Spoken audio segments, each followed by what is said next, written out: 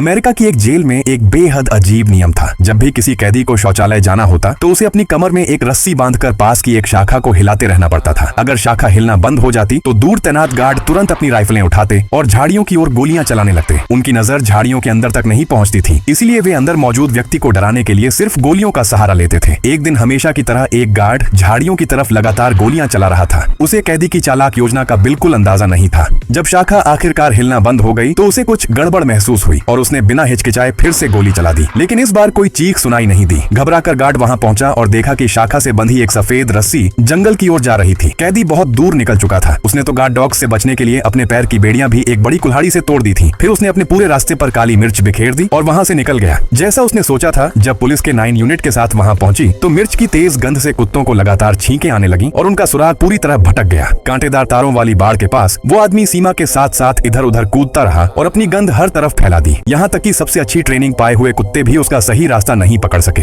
एक कुत्ता तारों में फंस गया और न आगे बढ़ सका न पीछे हट सका, जिससे पूरी के 9 यूनिट बेकार हो गई। जब गार्ड वापस जेल पहुंचे तो उनमें से एक अपनी बाहों में एक कुत्ते को उठाए हुए था। वार्डन गुस्से से आग बबूला था और उसके दिल में गहरी दुश्मनी भर चुकी थी, लेकिन किसी ने भी यह उम्मीद नहीं की थी कि अगले ही दिन जेल में एक तस्वीर पहुंच जाएगी। वो तस्वीर उसी फरार आदमी की थी जिसने 2 महिलाओं को अपनी बाहों में लिया हुआ था। उसने न केवल छिपने की कोशिश नहीं की बल्कि बड़ी बेखौफी से अपना ठिकाना भी जाहिर कर दिया। एक हफ्ते बाद उसे घसीटकर वापस जेल लाया गया। सजा देने के बजाय कैदियों ने उसे किसी हीरो की तरह मेज पर उठा लिया और उसे एक महान इंसान की तरह सम्मान दिया। अगले दिन गार्डों ने उसे उसकी औकात दिखाने का फैसला किया। सबके सामने उन्होंने उसे जमीन में एक गहरा गड्ढा खोदने का आदेश दिया, नहीं तो उसे अंतहीन सजा भुगतनी पड़ती। लंबी मशक्कत के बाद उसने आखिरकार काम पूरा कर लिया, लेकिन तभी एक दूसरा गार्ड बुरी खबर लेकर आ गया। उसने कहा कि अब इस गड्ढे को वापस भर दो, क्योंकि जॉन ने उसकी अनुमति के बिना उसके इलाके में यह गड्ढा खोदा था। थका हारा जॉन अगले 1 घंटे तक फिर से उस गड्ढे को भरता रहा, लेकिन जैसे ही उसने काम खत्म किया, पहला गार्ड वापस आ गया और पूछने लगा कि गड्ढा कहाँ गया। जब जॉन चुप रहा तो गार्ड ने उसका गला पकड़ लिया और उसे जोर से जमीन पर पटक दिया। यह अत्याचार शाम से लेकर रात तक चलता रहा। जॉन ने गार्ड की टांग पकड़ ली और फूट फूट कर रोने लगा। उसने माफी मांगी और कहा कि उसे अपनी गलती का एहसास हो गया है। यह देखकर बाकी कैदी हैरान रह गए। उनका हीरो टूट चुका था, कम से कम उन्हें तो यही लगा, लेकिन वे यह नहीं जानते थे कि यह सब जॉन की रणनीति का हिस्सा था, ताकि वो खुद को कमजोर दिखा सके। उस दिन के बाद से उसने जबरन मजदूरी करते हुए पूरी तरह गार्ड के सामने समर्पण कर दिया। वो खुद को एक बेबस और दयनीय इंसान की तरह पेश करता रहा, लेकिन सच में वो अंदर ही अंदर एक बहुत बड़ी योजना बना रहा था। जब किसी का ध्यान उस पर नहीं होता तो वो चुपचाप जेल के ट्रक के आसपास घूमता रहता। फिर एक दिन जब एक गार्ड ने उससे ट्रक से पानी की बोतल लाने को कहा तो जॉन हमेशा की तरह ट्रक पर चढ़ गया, लेकिन इस बार सब कुछ बदल गया। वो अचानक ड्राइवर की सीट पर कूदकर बैठा, इंजन स्टार्ट किया और तेज रफ्तार से वहां से निकल गया। गार्ड्स तुरंत घबरा गए। मौके का फायदा उठाकर एक और कैदी भी ट्रक में चढ़ गया। जैसे ही वे नजरों से ओझल होने लगे, गार्ड उनका पीछा करने के लिए दौड़े, लेकिन तब उन्हें पता चला कि जॉन पहले ही ट्रक की चाबी